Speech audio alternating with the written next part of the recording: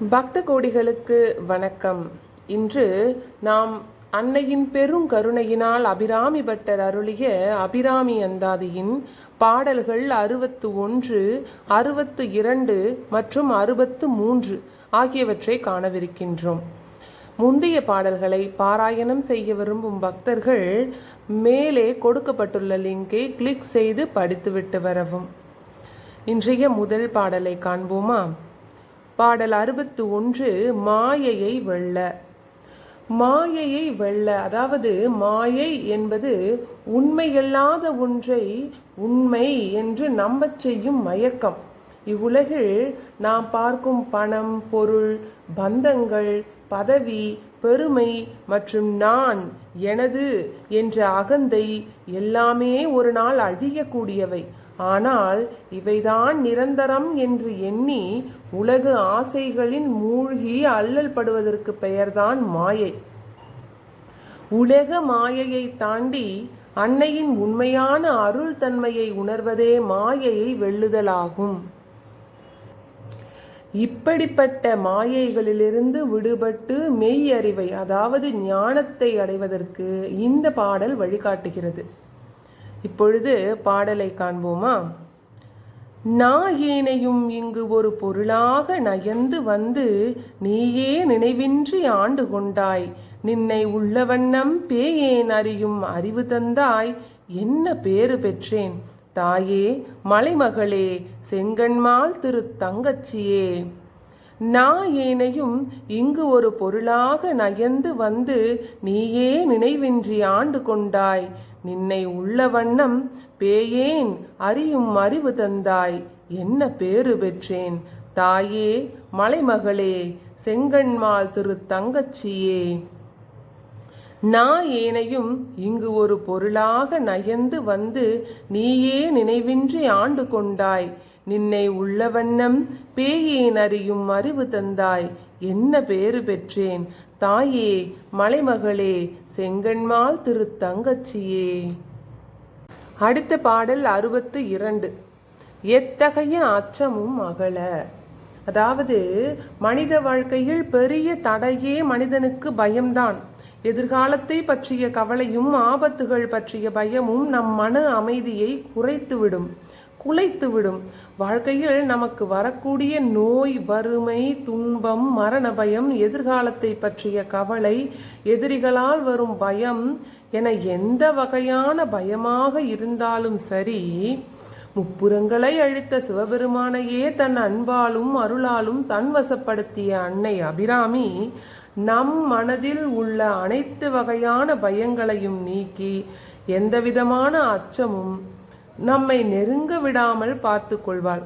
அன்னையின் பேரருளால் அன்னையின் கருணையையும் அருளையும் மன துணிவையும் நாம் பெற இந்த பாடலை தொடர்ந்து பாராயணம் செய்து வரலாம்.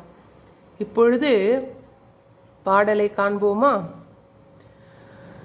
தங்கச் சிலை கொண்டு தானவர் முப்புறம் சாய்த்து மத வெங்கண் கரிபுரி போர்த்த செஞ்சேவகன் மெய்யடைய கொங்கை குறும்பை குறியிட்ட நாயகி கோகனகச் செங்கை கரும்பும் மலரும் எப்போதும் என் சிந்தையதே. தங்கச் சிலை கொண்டு தானவர் முப்புறம் சாய்த்து மத வெங்கட் கரிபுரி போர்த்த செஞ்சேவகன் மெய்யடைய கொங்கை குறும்பை குறியிட்ட நாயகி கோகனகச் செங்கை கரும்பும் மலரும் எப்போதும் என் சிந்தையதே.